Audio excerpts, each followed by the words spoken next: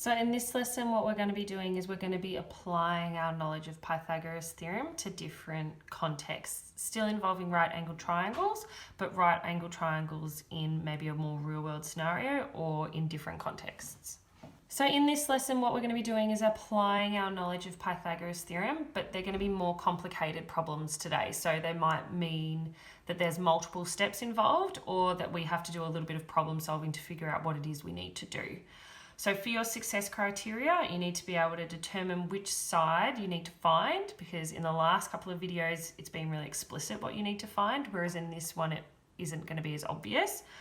And as a result, then you need to choose the appropriate strategy to find it and the right arrangement of the formula. So as I said, there might be more than one step involved, so that's why we need to choose a strategy. And then after you've chosen the right arrangement of the formula, then you're just going to substitute and solve like we have been doing in the last few videos. Okay, so for this one, we are actually given a triangle that isn't a right angle triangle to start with. So this is actually an isosceles triangle, because isosceles meaning we have two sides that are the same and one side that is different. So two sides are the same, that means that this must also equal 12 centimeters.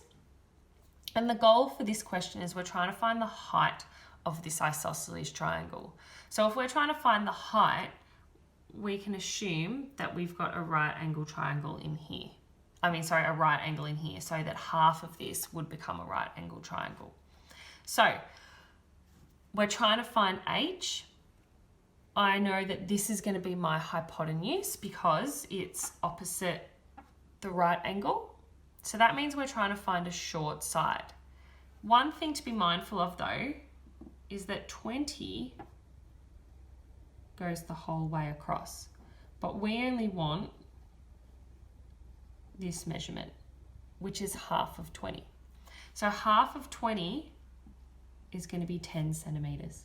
So we've got our hypotenuse, we've got a short side, this one here, and we're trying to find this other short side.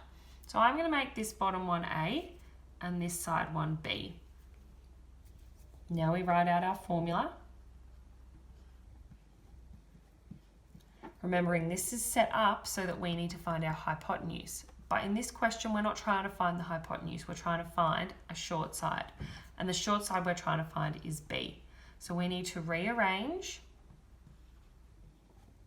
to find a short side. Remembering from our last video that if you're not really familiar with rearranging, that this is a formula that we use to find a short side. Okay?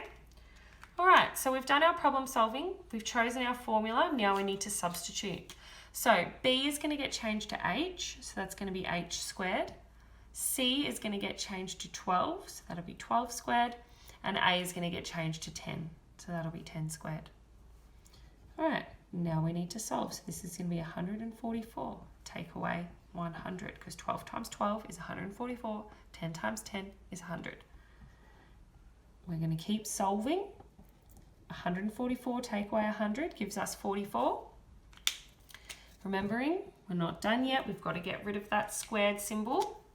So H is going to be the square root of 44. Now I don't know what the square root of 44 is, so I need my calculator to do square root of 44, and that's going to be 6.63 centimeters. I need to think back. Does this make sense?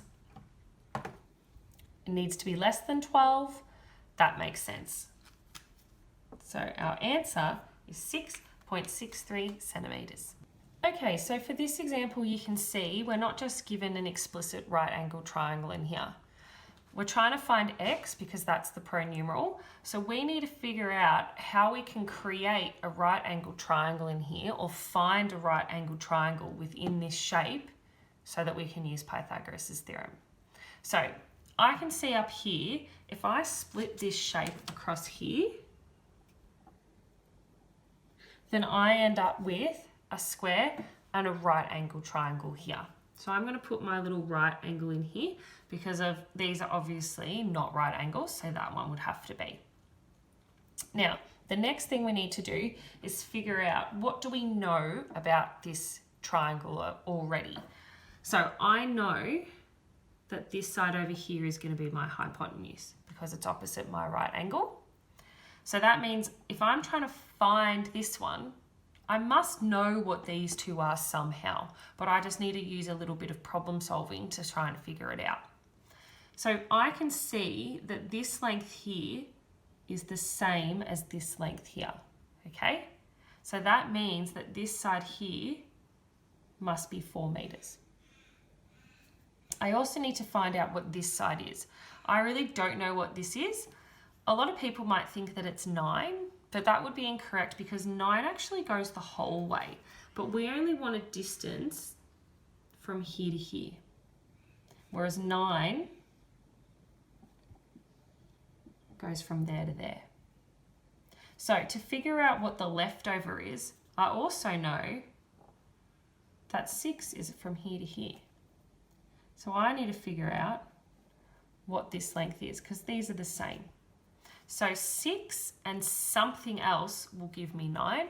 So I can actually work that out doing a subtraction. I can go 9 take away 6 will give me 3, which means that this side here is going to be 3 meters. Okay? So the whole length, take away this, has given me just that little bit there. All right, so I've used a bit of my strategizing and my problem solving to figure out the side lengths of my triangle. Remembering this is the triangle in here that we're trying to find. So now we go back to the method that we've been using in our last videos. We write out our formula. So I've decided that this is C. So that means that these are A and B, remembering that A and B are interchangeable. So A, I'm going to change to 3. B, I'm going to change to 4. C, I'm actually going to change that to X because the question is asking what X equals, not what C equals. So 3 times 3 is 9. 4 times 4 is 16. We don't know what X is. 9 and 16 is 25. Now we're not done yet. We need to do the square root of 25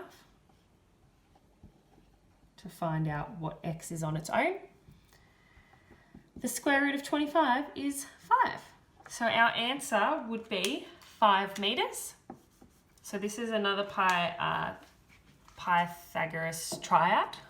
So 3 squared, 4 squared, it would make sense that this is now 5 because 3 and 4 are shorter than 5 and 5 is our hypotenuse. So our answer makes sense for this one.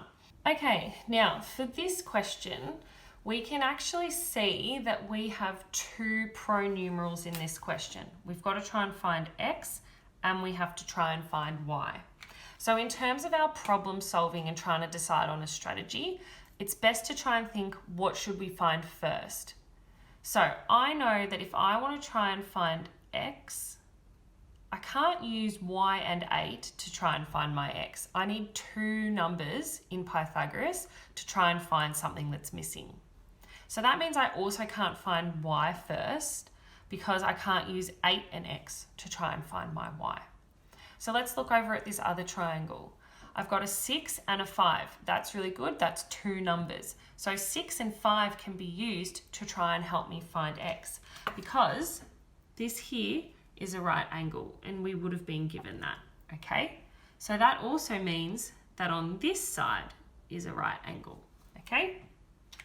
So our plan, the first step, this is a 2-step equation, a 2-step question because we've got 2 pronumerals. We're going to try and find X first. So we need to use a little bit more space for this one, okay? So I'm going to start here and I'm going to do A squared plus B squared equals C squared. I need to label my triangle, okay? So opposite the right angle is C and these are interchangeable, all right? So I'm going to rearrange my formula because I'm trying to find a short side and this is set up to find a long side, or the long side. So I'm going to change it to this. Then I need to substitute. B is going to be X. C is going to be 6. and a is going to be 5. All right, so x squared is going to be 36, take away 25, because 6 6s are 36, 5 5s are 25.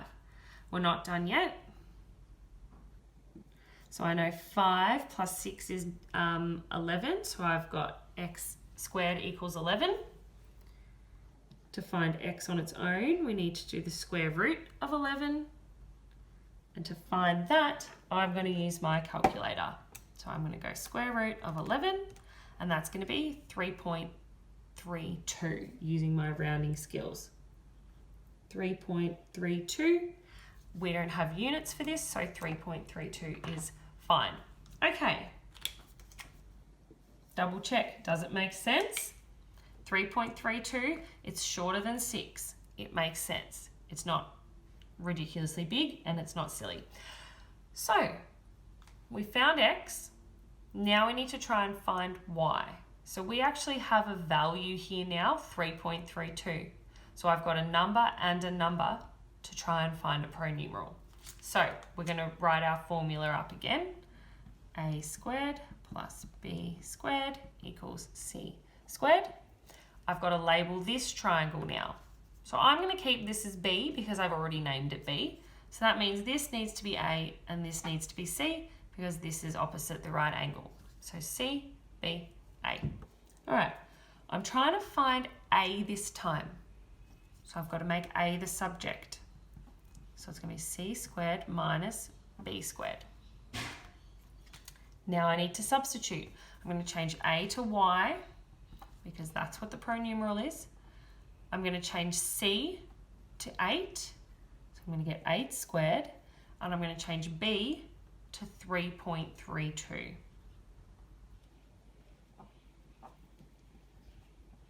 All right, 8 squared is 64.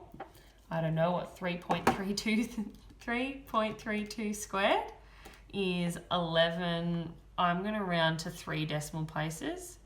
0.22. Now I need to do my subtraction. 64 minus 11.022.